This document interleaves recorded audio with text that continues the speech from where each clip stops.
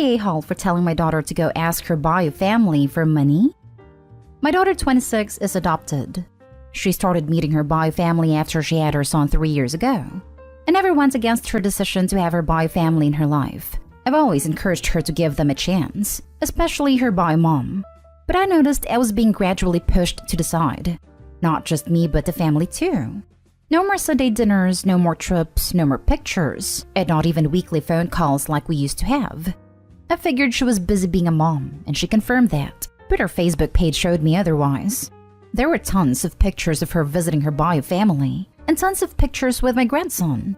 I realized she was making excuses to skip family time with us to be with her bio family more.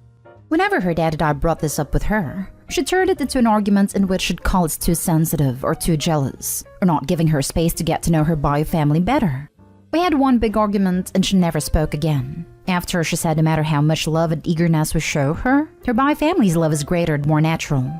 She stayed gone for months until her husband Thomas, who's always been struggling with heart condition, gotten worse. He is in the end stage of heart failure and is required to have an LVAD implant, but my daughter cannot afford it.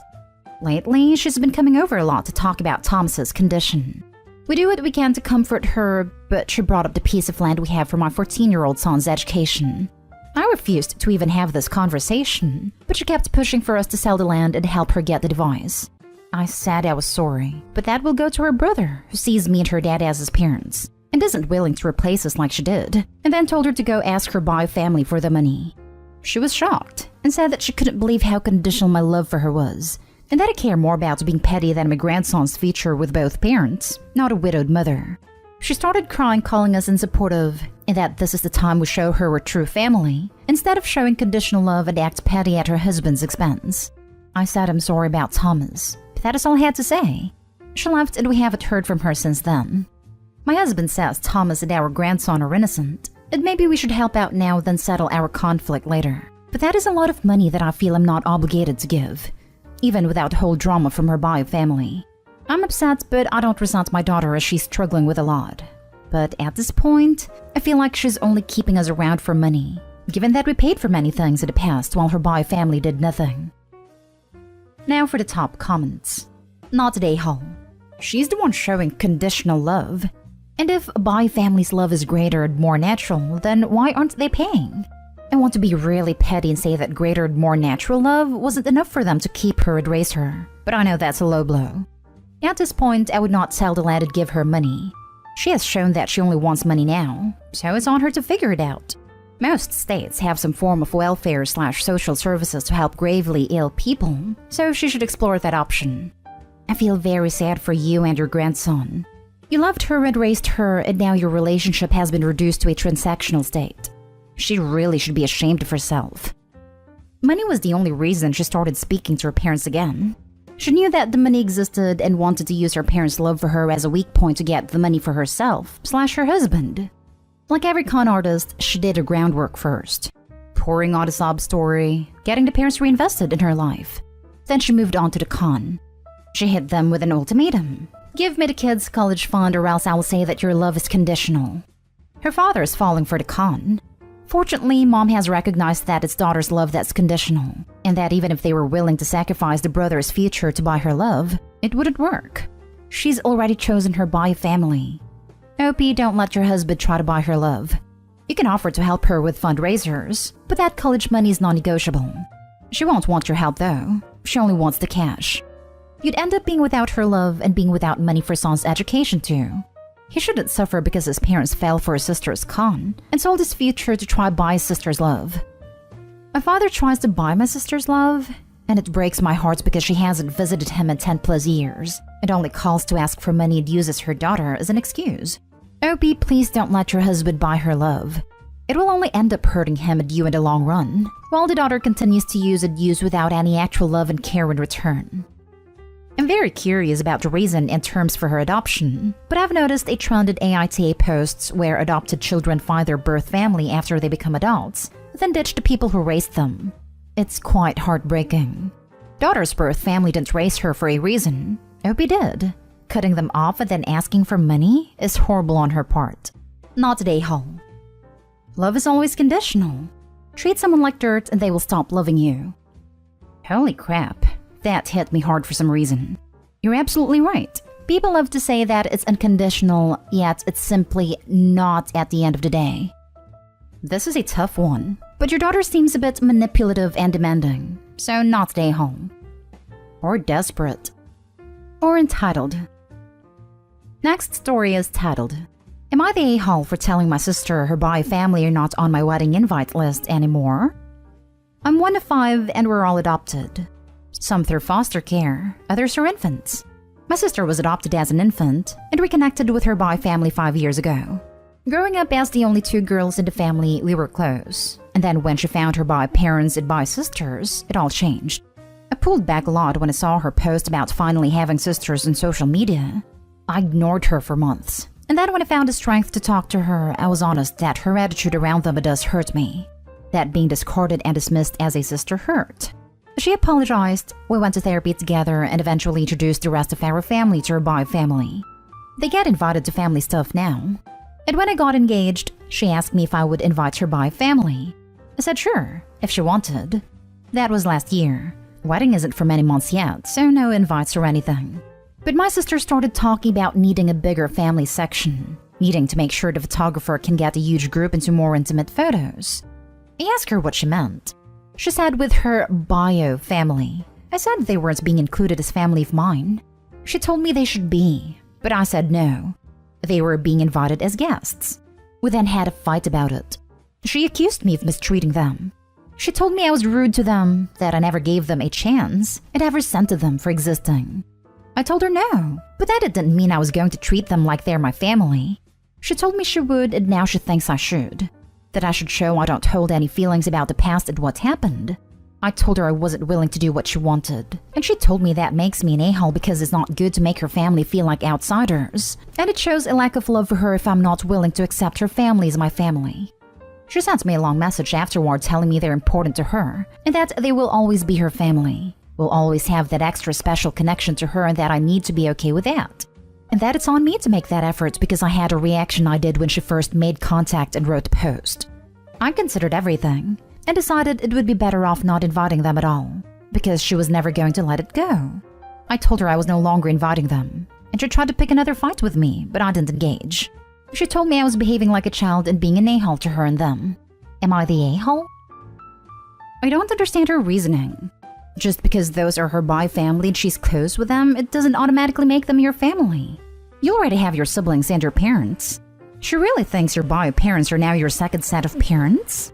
If her bi family are reasonable people, there's no way they'd be insulted or upset for not being included in the family pictures. But they're being invited to one of the biggest events in your life. That is definitely not considered being mistreated. Info, how old is your sister? She needs to grow up, and do it fast. What on earth is wrong with these people?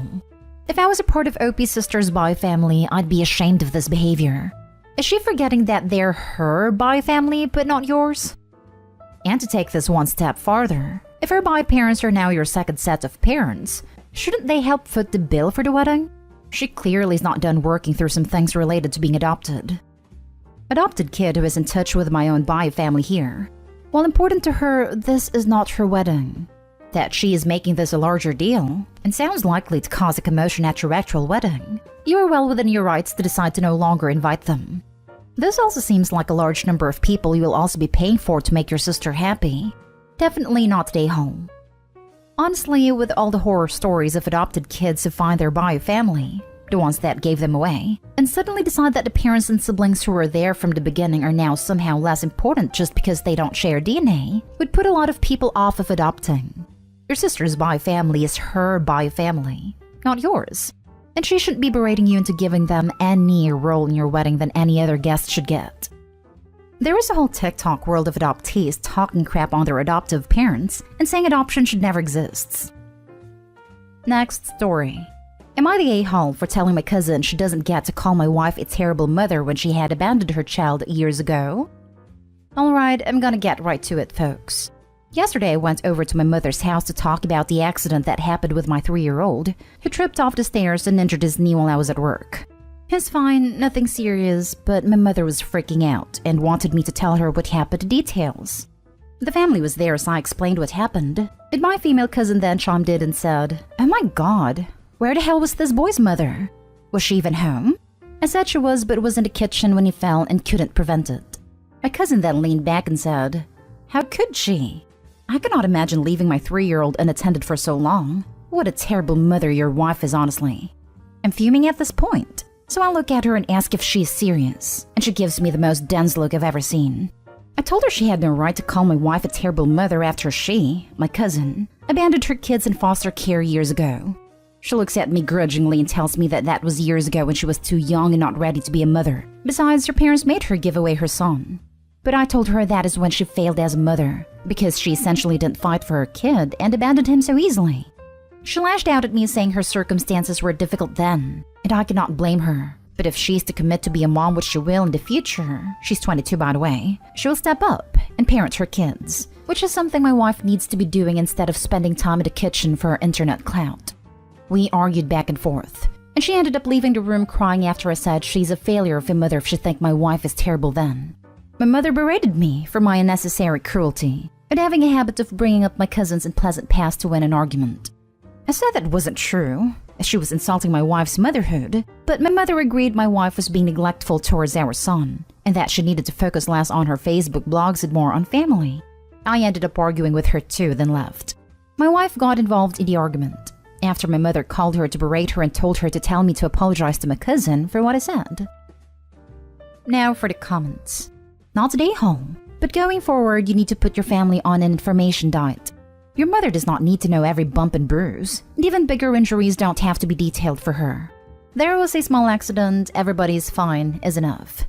If there's truly an issue with your wife needing to be more diligent with your child's care, that is something that needs to be addressed, but your mother doesn't need to have any part in that. I'm glad your kiddo is going to be okay. I love info diet. My mother's on that. All answers, everyone is fine, school is good, and they're all doing well. How are you doing? Then she'll talk about herself. She's an arc and lives that. She gets no info to use against me or my family later. I cut her off for about 6 months, and it was hard on my dad. So now it's very much info diet with low contact. It's working so far. Your cousin is a hypocrite. And kids are fast. I can't even pee without hearing a crash from something my 4-year-old did. Not today, home. There are a few people in here suggesting a baby gate. My now 4-year-old completely destroyed every baby gate we had, even the ones nailed into the walls, at just 2 years old. If it works for you, great. Some kids have Herculean strength though. It's like the child-proof medicine bottles that kids can open but adults can't. Now for the last story. Am I the a-hole for telling my husband he overreacted over a piece of cake? Hi. So my husband, male 32, and I, female 24, are expecting our first baby together. I'm 7 months in. My in-laws are lovely people. My mother-in-law had some not-so-major fights with her husband, and has been staying with us for a few days. Her birthday was yesterday, and because of her emotional and mental state, my husband decided to throw her a surprise party and invite his siblings. He got everything ready, and I was home alone when the cake arrived from the bakery. To give some info, the cake was big and had my mother-in-law's favorite flavor, strawberry. I asked my husband for some snack as I was craving really badly, but he didn't get them. To be honest, I got a bit tempted whenever I looked at the cake and decided to cut a small piece of it. I didn't think it was a big deal, until my husband saw it and flipped out asking why I ruined the cake and cut a piece of it. I said I was sorry, but was craving something sweet. He said that was supposed to be his mother's birthday cake, and I embarrassed him by taking a piece of it instead of waiting till the party in just a few hours.